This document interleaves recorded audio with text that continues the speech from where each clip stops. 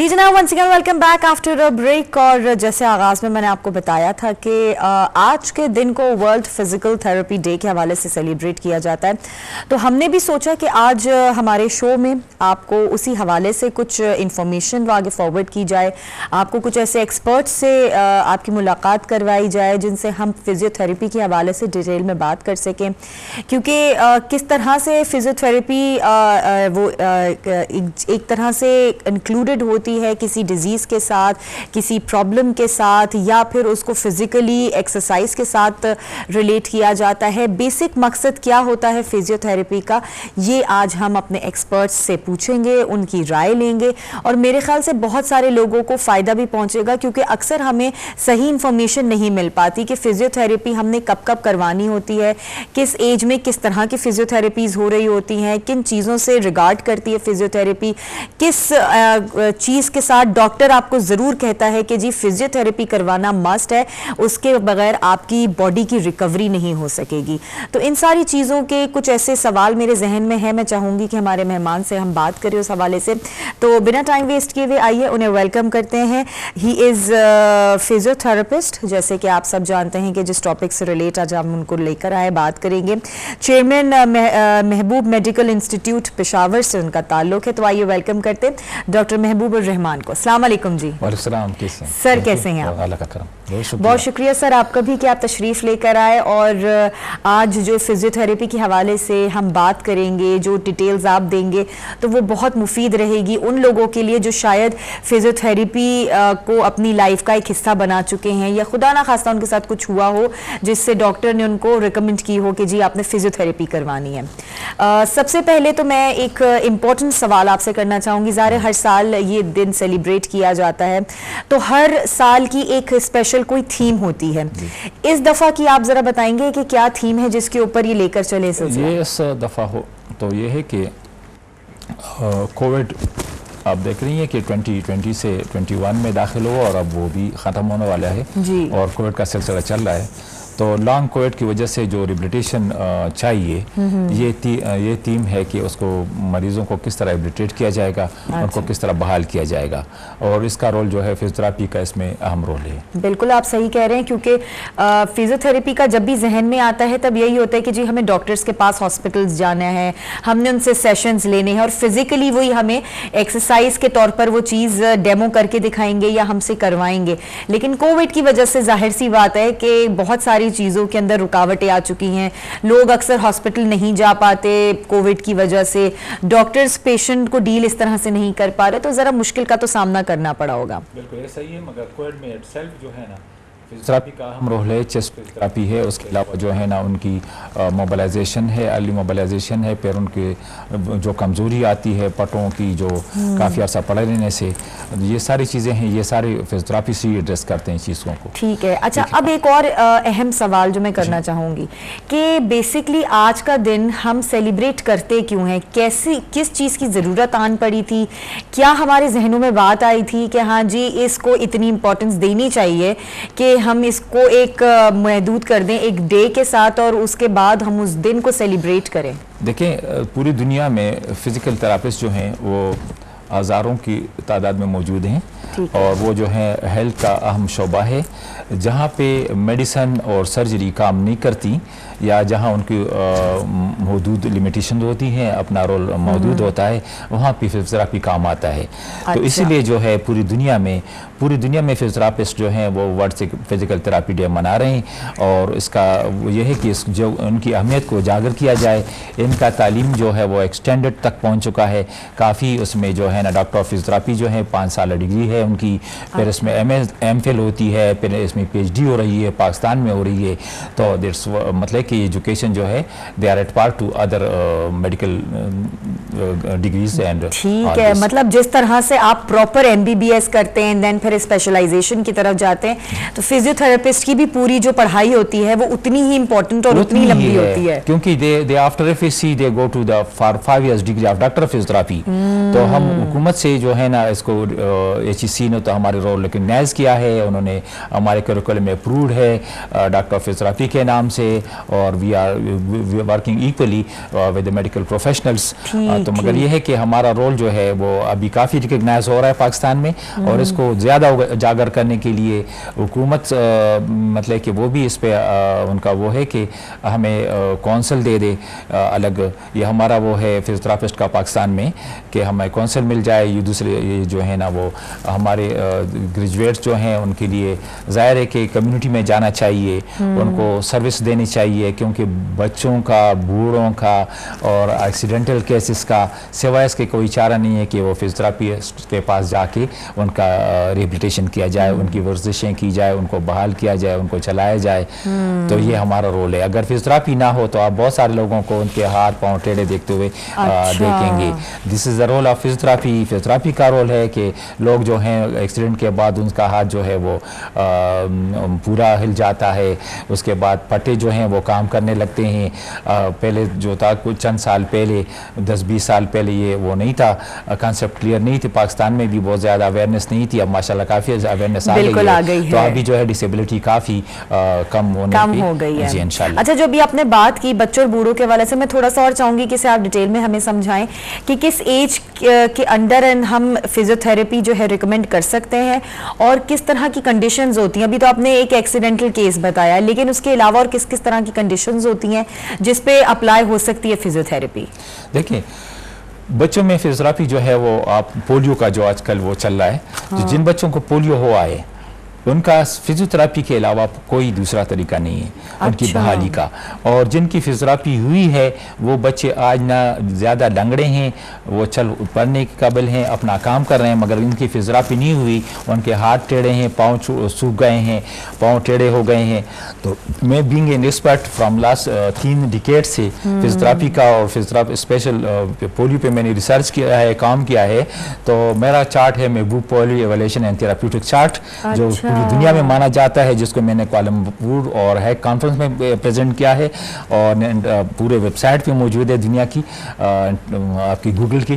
तो उसमें यह है कि हम पोलियो के बच्चों को रिहेबिलिटेट करते हैं, बहाल करते हैं उन वर्जिशों से, और उस चार्ट के मुताबिक कंडीशंस नॉर्मल हो जाती हैं काफ़ी हद तक हम उनकी टेढ़ापन वो दूर कर सकते हैं अगर अर्ली हमारे पास आ जाएं, उनके सूखापन को वो कर सकते हैं, उनका पाँव की जो लेंथ होती है उसको कंट्रोल कर सकते हैं। ये सारी चीज़ें अगर फिजियोथेरेपी का रोल अर्ली इंटरवेंशन हो जाए तो ये मुमकिन है। ये पोलियो का है।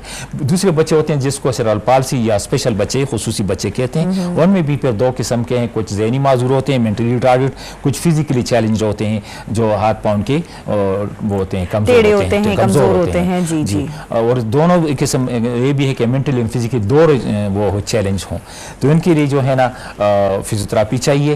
अर्ली इंटरवेंशन का फिजियोथेरेपी ही है। उनका जो है बाज़ बच्चों में फिर स्पीच थेरापी का वो बोल नहीं सकते, उनको स्पीच थेरापी का वो हो सकता है, और इस तरह। तो ये टीम वर्क है। अगर फिजियोथेरापिस्ट और ऑक्यूपेशनल थेरापिस्ट और आर्टिफिशियल लिम्स एक्सपर्ट जो हैं, जिसको हम PNOs कहते हैं, और ये ऑक्यूपेशनल थेरापिस्ट, ये सारे मिल के इस बच्चे के साथ काम करें जो स्पेशल बच्चा है, तो ही कैन मूव अलॉन्ग, वो चल सकता है। अभी तो माशाल्लाह मैंने पेशावर में पहला इंक्लूसिव स्कूल खोला है, खुशहाल बाग इंक्लूसिव स्कूल, जो जिसमें हैंडीकैप इंटरनेशनल, जिसको मैं अप्रिशिएट करता हूँ, जो हमारे पार्टनर्स हैं, उन्होंने उनके लिए एक बस डोनेट कर लिया है ताकि वो बच्चों को लाए और ले जाए। ठीक है। अच्छा, तो ये जो अभी आप बच्चों की बात कर रहे हैं, तो कौन सी एज से स्टार्ट होता है कि मतलब बच्चे की कौन सी एज हो जिसमें आपके पास लेकर आया जा सके और उनकी कंडीशन बेहतर हो जाए? देखिए, जब 2-4 महीने हो जाते हैं तो पेरेंट्स खुद समझने लगते हैं कि बच्चा हाथ नहीं हिला रहा, पाँव नहीं हिला रहा, रो नहीं रहा, तो ये वो अर्ली इंटरवेंशन जितना अर्ली हमारे पास आएंगे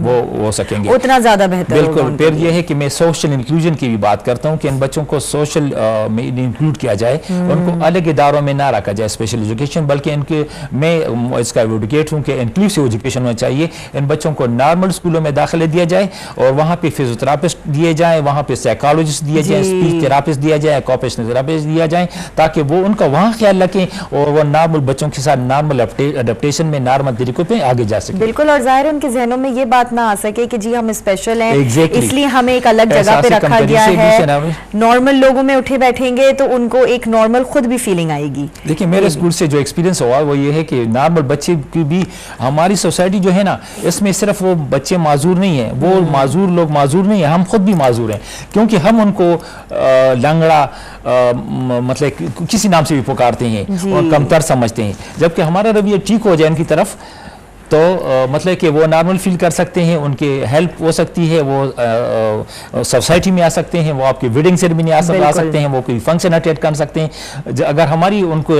नज़र में उनकी रिस्पेक्ट हो, हम उनको उठाना चाहें तो हमें उनको हाथ देना चाहिए, हमें उठाना चाहिए। और सोशल इंक्लूजन या इंक्लूसिव स्कूल या inclusive education, this my role, मैं इस पे एडवोकेसी कर रहा हूँ और इंशाल्लाह माशाल्लाह बहुत अच्छी बात है। अल्लाह करे कि जो आपकी ये सोच है, जो आपका विजन है, वो इसी तरीके से पूरा हो सके।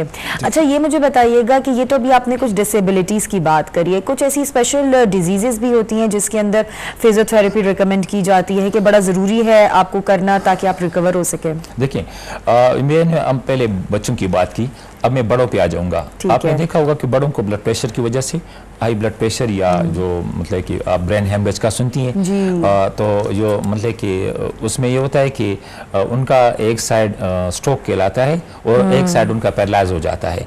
जब वो पैरालाइज होता है तो उसका वाहिद ही तरीका पहले मेडिकेशन के बाद जो अर्ली इंटरवेंशन है, मेडिसिन, उसका मतलब कि डॉक्टर उसको वार्ड में या अपने तरीके से वो जो है ब्लड प्रेशर और शुगर कंट्रोल करने के बाद पहले वो ना ये तरजीह होनी चाहिए कि उसको फिजियोथेरेपिस्ट के पास भेजें ताकि फिजियोथेरेपिस्ट उसको बहाली में मदद दे, उसको वर्जिशें करा के उसको बैठाए, उसको चलाए और उसको नॉर्मल पैटर्न पे ले चले। अच्छा ठीक है ना। तो ये उनका मतलब, उसके अलावा देखें हम अगर वॉक करेंगे, हम डायबिटीज़ की जो कॉम्प्लिकेशंस हैं, पाँव में कमज़ोरी आती है, नज़र में कमज़ोरी आती है, उनको रोक सकते हैं अगर हम वॉक कर सकते हैं। अगर हम एक्सरसाइज रूटीन से एक्सरसाइज करेंगे अपने, तो हम उन डायबिटीज़ की जो वो हैं उनको कंट्रोल कर सकते हैं। शुगर की मरीज़ों की वो कंट्रोल कर सकते हैं, जो कॉम्प्लिकेशंस हैं उनको रोक सकते हैं, उनकी सेहत बहाल रह सकती है, फिजिकल हेल्थ उनकी बहाल ले सकती है। तो हमें जो है ना फिजियोथेरेपिस्ट का रोल जो है वो बड़ों में भी उसी तरह है। फिर पैराप्लीजिया जब आप देखेंगे स्पाइनल कॉर्ड इंजरीज हो जाती है एक्सीडेंट में, उनके पांव शल हो जाते हैं, उनको बहाल करना, उनको डेली लाइफ पे लाना कि वो किस तरह व्हील चेयर से बेड पे जाएंगे, वापस आएंगे, किस तरह जो है ना वो अपनी ज़िंदगी गुजारेंगे, किस तरह जो है सोशल इंक्लूजन करेंगे। तो ये सारा रोल जो है ना फिजियोथेरेपिस्ट जो इसमें बहुत अहम किरदार है। और अगर फिजियोथेरेपी ना की जाए ना तो ये सारे लोग जो है ना वो घरों में मतलब एक अनप्रोडक्टिव पीपल हो जाते हैं, वो माशरे में माजूरी की जिंदगी गुजारते हैं, माशरे पे भी बोझ होते हैं। हाँ, इनके देखें हम वोकेशनल रिहेबिलिटेशन भी कर सकते हैं। अच्छा। वोकेशनल ये है कि सपोज एक बंदे के दोनों पांव शल हो गए तो हाथ तो उसकी ठीक है, वाई नॉट कि हम उसको ट्रेनिंग दे दें और उनको हम ये जो है ना वो करें कि भाई आपने ऐसा कर रहे हैं कि आप सिलाई कढ़ाई सीखें। बिल्कुल, ताकि आप अपने बाकी जो अल्लाह ताला ने जिस्म में आपकी वो आज़ा दिए हैं उनका भी इस्तेमाल करके आप अपनी जिंदगी आगे गुजार सकें। कोर्स हैं, ठीक है ना। अभी हम वो कर रहे हैं जो हैंडीकैप इंटरनेशनल है, ICRC है, वर्ल्ड हेल्थ ऑर्गेनाइजेशन है, इस तरह बहुत सारे इदारे मुल्क में जो इसके लिए काम कर रहे हैं। तो हम उनके कोलैबोरेशन में हैं, हम उनके साथ जाएंगे। हम दैट मींस बहुत सारे ऐसे इदारे हैं जो इस चीज को लुक आफ्टर कर रहे हैं। श्योर। अभी रिसेंटली हमने हैंडीकैप इंटरनेशनल के साथ एक वो बच्चों स्पेशल बच्चों के लिए एक्टिविटी मेरा ऑर्गेनाइजेशन ने की है। अच्छा। और वो जो है बड़ी अच्छी रही है, पेशावर, तरनाब और जलूज़ई में, पेशावर मतलब KP डिस्ट्रिक्ट में। और वहाँ हमने बच्चों को जो है ना स्पीच थेरापी सर्विस भी दी, फिजियोथेरापी सर्विस भी दी, आर्टिफिशियल जो उनको व्हील चेयर या वो आर्थराइटिस चाहिए थी वो भी दी। अल्हम्दुलिल्लाह मेरे इंस्टीट्यूट में जो है ना वो ये बनती भी हैं, वर्कशॉप भी हैं, साइकोलॉजी भी है, फिजियोथेरापी भी है और जो है ना क्लिनिकल साइकोलॉजी भी है। तो पूरी टीम इन्वॉल्व थी इसमें हैंडीकैप इंटरनेशनल के साथ, और वो उसको स्पॉन्सर कर रहे थे। हैंडीकैप इंटरनेशनल को फंड दे रही थी उन बच्चों की फिजिटेशन के लिए। और ये हमारा शॉर्ट प्रोजेक्ट रहा है, उनके साथ बड़ा ज़बरदस्त रहा है। और हमने उन बच्चों को उठाया मतलब, और इस तरह जी अब भी हम उनकी बच्चों का केयर कर रहे हैं। ठीक है। अच्छा, तो हर मतलब जैसे जिस्म के जो मुख्तलिफ आज़ा हैं उनकी मुख्तलिफ फिजियोथेरेपीज होती हैं। एग्जैक्टली। देखें हाथ पाँव के लिए तो कुछ हाथ से फिजियोथेरेपी करनी पड़ती है। फिर हाँ पेनफुल कंडीशन हमने इस को टच ही नहीं किया। हमारे लोग जो हैं वो घुटनों के दर्द की वजह से कमर के दर्द की वजह से, कमर की वजह से, गर्दन की दर्द की वजह से वो बेकार हो रहे हैं, वो काम के नहीं रहते, वो उनके लिए फिजियोथेरेपी जो है इक्विपमेंट के जरिए इलाज की जाती है। उनमें डायथर्मी, स्टिमुलेशन और चीज़ें, बहुत सारी वो चीज़ें होती हैं। और हाथ पाँव मतलब जो मैनुअल स्किल फिजियोथेरेपिस्ट हैं वो अपने हाथों से इनके लिए काम करते हैं और वो काफ़ी बेहतर हो जाते हैं। तो हम उनको डिसेबिलिटी से बचा रहे हैं। अच्छा। हम जो है इनको फिजिकल हेल्थ को मेंटेन रखने के लिए फिजियोथेरेपी का अहम रोल है। देखिए मेडिसिन जो है वो आपकी मेडिकेशन, डॉक्टर जो है वो मेडिकेशन के जरिए, दवाई के जरिए वो तक करता है, इलाज करता है। सर्जन जो है जहाँ पे ज़रूरत है, अपेंडिक्स है तो सर्जरी करनी पड़ेगी, तो वहाँ पे ऑपरेशन जो है वो ज़रूरी होता है, ऑपरेशन करना पड़ता है। जबकि फिजियोथेरेपिस्ट का रोल जो है वो अपना है।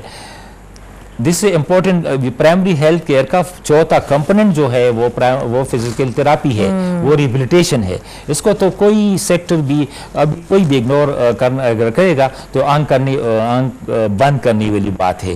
ठीक है, तो हमारी गवर्नमेंट जो है वो भी, जिस तरह मैं अपने इंस्टीट्यूट का हेड हूँ और ऑर्गेनाइजेशन का, इससे पहले मैं provincial coordinator rehabilitation services for health in KP रहा हूँ। अच्छा। 8 साल। तो मैंने अपने एक PC1 से 25 डिस्ट्रिक्ट अस्पतालों में फिजियोथेरापी डिपार्टमेंट खोले, वहाँ इक्विपमेंट्स थी और मैंने पहले 20 फिजियोथेरापिस्ट, अगले साल 30 फीमेल फिजियोथेरापिस्ट भर्ती करके हर डिस्ट्रिक्ट में एक मेल एक फीमेल फिजियोथेरापिस्ट भेजा। अच्छा। और दूर दराज इलाकों में, जिस तरह आप तोरगर समझें, बटाग्राम समझें, आप टांग समझें, आप लकी मरवत समझें, केपी के जो दूर अजला हैं वहाँ पे फिजियोथेरापी मौजूद है, वहाँ डिपार्टमेंट मौजूद है। और the only thing was that I was कि मैं प्रिवेंशन करना चाहता था डिसेबिलिटी का, और मैंने हुकूमत को समझाया, अपने अथॉरिटीज़ को इस पर कन्विंस किया कि भाई अगर हम डोर स्टेप पे फैसिलिटी नहीं देंगे, लोगों को नहीं पहुँचेंगे, तो लोग जो हैं हाथ पाँव के टेढ़े और वो जो है ना माजूर होके रहेंगे।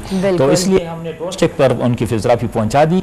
और ये जो है हुकूमत दूसरे सूबों में भी अभी वो कर रही है, और इस पर हम उनके साथ काम करें कि दूसरे सूबों में, हर डिस्ट्रिक्ट में, बल्कि अभी तो ये तहसील लेवल तक जाना चाहिए।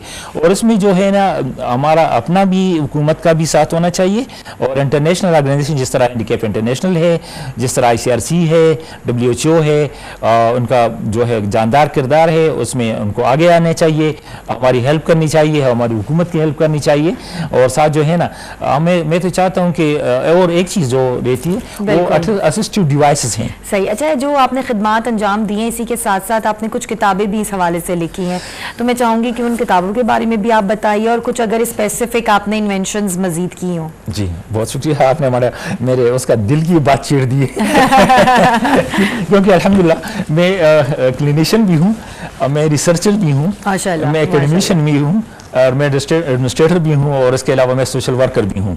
तो मेरे बहुत से एरियाज़ हैं और इंटरेस्ट के हैं, और राइटर भी हूँ। तो इसलिए मैंने ICRC में मैं फिजियोथेरापी चीफ रहा था पहले, जो मेरी जॉब थी।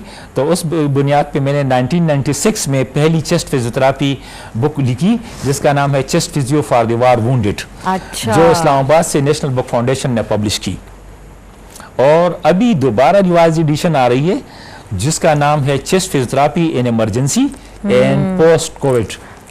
ओके, मतलब ये वाकई ये बड़ा इम्पोर्टेंट चीज़ है, क्योंकि हम जो हाथ और पाँव और कमर और इन सारी चीज़ों की तो फिजियोथेरेपी के बारे में जानते भी हैं, और हो भी जाता है इजीली। दिल की बीमारियां जैसे हार्ट अटैक्स वगैरह होता है, उनके लिए भी फिजियोथेरेपीज होती हैं। दिल की सर्जरी हो, स्टंट की वो, हाँ, जो ऐसे स्टंट डले लोगों के, और सर्जरी जो मतलब कॉमन सर्जरीज हों, लेप्रोटमी है, कुछ भी हो पेट की, उसमें सब में फिजियोथेरापी, चेस्ट फिजियोथेरापी ज़रूरी है।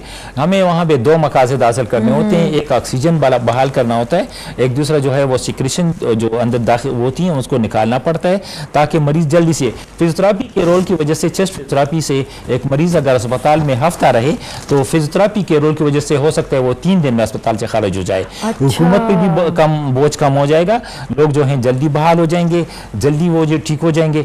और दूसरी तरफ ये कि उनको मतलब कि हुकूमत का खर्च भी कम होगा, और लोगों की सेहत भी बहाली भी जल्दी हो जाएगी। तो ये फिजियोथेरापी का मेरा दूसरा बुक जो है अभी अंडर पब्लिकेशन है नेशनल फाउंडेशन में, चेस्ट, जिसका मैंने नाम बता दी, chest physiotherapy in emergency and कोविड-19। तो इसके अलावा मेरा पोलियो पे रिसर्च है, जिस तरह पहले बता दिया, महबूब power evaluation and therapeutic chart, जो पूरी दुनिया में रिकॉग्नाइज है। इससे पहले ऑक्सफोर्ड चार्ट था, जिसको बदल के मैंने महबूब चार्ट कर दिया है। इसके अलावा जो है मेरी तीसरी जो वो आ रही है वो असिस्टिव डिवाइसेस की बात है। असिस्टिव डिवाइस ऐसी होती हैं कि सपोज किसी का पाँव जो है वो शल हो गया, तो उसके लिए कोई सहारे देने पड़ते हैं, फुट अप्स, मतलब एक वो देनी पड़ती है, एफओ जिसको कहते हैं, वो देना पड़ता है। या पोलियो के लोगों को जो पुराने हैं उनको मतलब वीकनेस होती है तो उनको सहारे देने पड़ते हैं, या पैराप्लीजिया जिनको स्पाइनल कॉर्ड इंजरी है उनको सहारे देने पड़ते हैं, तो इसको असिस्टिव डिवाइसेस कहते हैं। सही। इस असिस्टिव डिवाइसेस का बहुत ज़रूरत है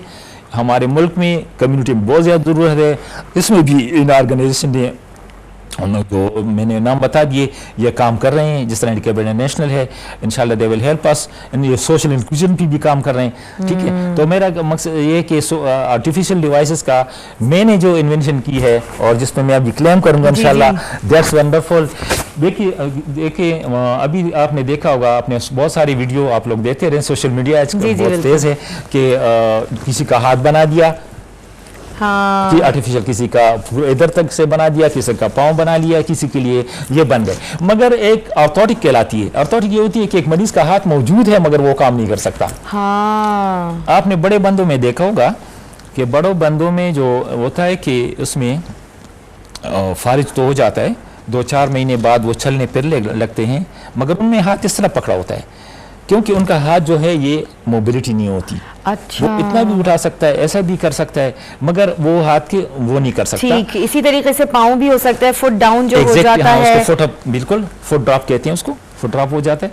तो इसके लिए मैंने हाथ के लिए और यही पाँव के लिए भी इस्तेमाल होगा इंशाल्लाह। वो ये है कि मैंने इंटेलिजेंस ऑर्थोटिक डिवाइस पे काम किया कि अगर एक सेंसर के थ्रू मरीज फील करेगा, और university of engineering technology Peshawar के साथ में कोलैबोरेशन में HEC के साथ में गया हुआ हूँ, तो ऐसा डिवाइस बनाएंगे कि वो सोचेगा, हाथ को वो करेगा और ये कप पकड़ के पानी पी सकेगा। अच्छा, चलें जी, इन्होंने तो डेमो भी करके दिखा दिया कि किस तरह से अगर कोई ऐसी परेशानी आ रही हो तो आप उसको किस तरह से जो है वो बेहतर बना सकते हैं फिजियोथेरेपी के जरिए। इसको 3 तरीकों से मैं ला रहा हूँ, एक मैकेनिकल होगा, एक इलेक्ट्रिकल होगा, एक इंटेलिजेंस ऑर्थोटिक डिवाइस होगी। एक बंदा ग्लोव्स पहनेगा सिंपल, और ग्लोव्स के जरिए वो इस काबिल हो जाएगा, ग्लोव्स पहनने से इतना काबिल हो जाएगा कि ये कप उठा के मेरी तरह दोबारा जो है एक सिप ले सके। अच्छा, चले जी, बेहतरीन। ये तो बहुत अच्छी बात है कि इस तरह की इनोवेशंस की जा रही हैं, और आपने जिस तरह से अभी बताया इन चीज़ों के हवाले से कि बहुत कुछ काम किया जा रहा है फिजियोथेरेपी पे। बहुत बहुत शुक्रिया डॉक्टर साहब कि आप यहाँ तशरीफ़ लेकर और आपने हमें बताया इन चीज़ों के बारे में, क्योंकि बहुत सारी ऐसी चीज़ें जिनके बारे में हमें सरसरी तो पता होता है लेकिन इन डिटेल हमें नहीं पता होता।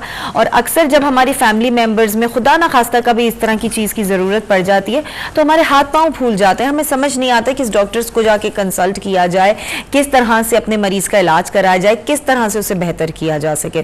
तो आज बहुत सारे सवाल जो हमारे जहनों में थे उनके जवाब हमें मिल चुके होंगे।